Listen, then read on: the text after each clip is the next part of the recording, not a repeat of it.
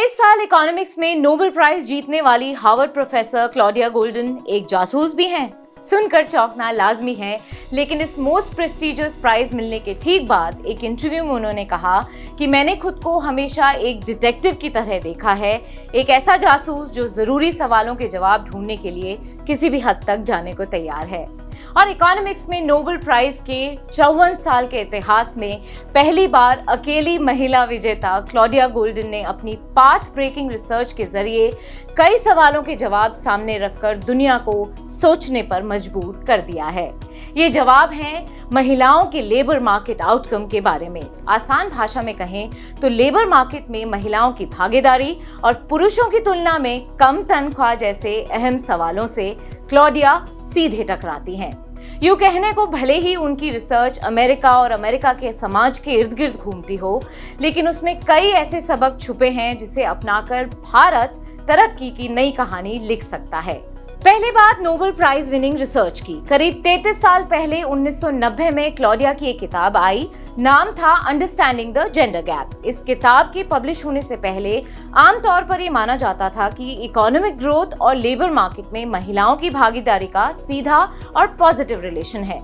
लेकिन क्लॉडिया ने 200 साल के डेटा को खंगाला और इस सोच को सिर के बल खड़ा कर दिया। दरअसल उनसे पहले के रिसर्चर्स ने सदियों पुराने डेटा को इतनी बारीकी से देखा ही नहीं था।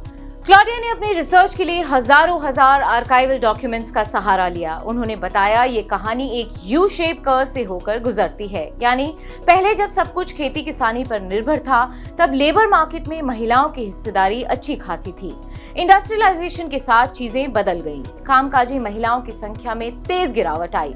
इसके बाद सर्विस सेक्टर की शुरुआत हुई और महिलाएं धीरे धीरे लेबर मार्केट में वापस लौटने लगी। 1960 के दशक में महिलाओं का एक्सेस कॉन्ट्रासेप्टिव पिल्स तक हुआ। इस एक फैक्टर ने भी महिलाओं, खासकर की शादीशुदा महिलाओं को काम पर लौटने में मदद की। अमेरिका में आज पहले से कहीं ज्यादा फीमेल्स काम कर रही हैं, लेकिन एक लकीर आज भी उन्हें पुरुषों के मुकाबले अलग पाले में खड़ा कर देती है। ये अंतर है कमाई का। पहले माना जाता था कि एजुकेशन और ऑक्यूपेशनल चॉइस की वजह से दोनों की सैलरी में फर्क होता था, लेकिन आज एक जैसी एजुकेशन और जॉब में होने के बावजूद कमाई का ये अंतर बना हुआ है। बल्कि पहले बच्चे के जन्म के बाद महिलाओं की सैलरी का ये अंतर और भी ज्यादा बढ़ता हुआ देखा गया है।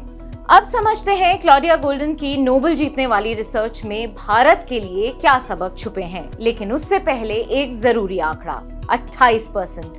नेशनल सैंपल सर्वे ऑफिस का 2018 और 19 का एक सर्वे बताता है कि महिलाओं को पुरुषों के मुकाबले 28% कम सैलरी मिलती है। चलिए लगे हाथ एक और आंकड़ा देख लेते हैं। भारत में महज 19.2% फीमेल्स वर्कफोर्स का हिस्सा हैं।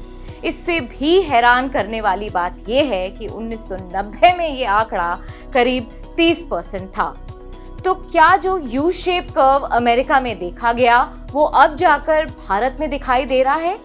जेंडर पे गैप को कम करने या खत्म करने के साथ कामकाजी महिलाओं की हिस्सेदारी बढ़ाने के लिए इस रिसर्च से जो सुझाव सीधे नजर आते हैं, उनमें से एक है फ्लेक्सिबिलिटी ऑफ वर्क आवर्स।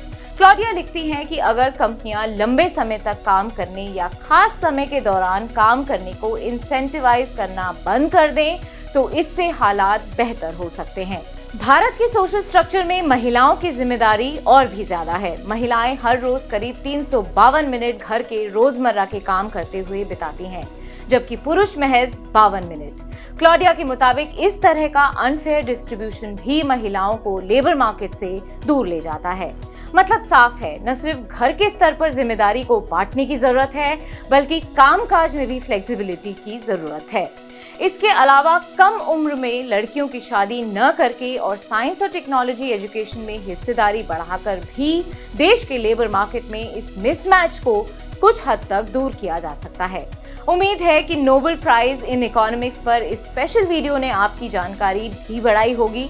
अब इस वीडियो को लाइक करें और दोस्तों के साथ शेयर जरूर करें, और ऐसे ही इंसाइटफुल वीडियोस के लिए BQ प्राइम हिंदी को जरूर सब्सक्राइब करें।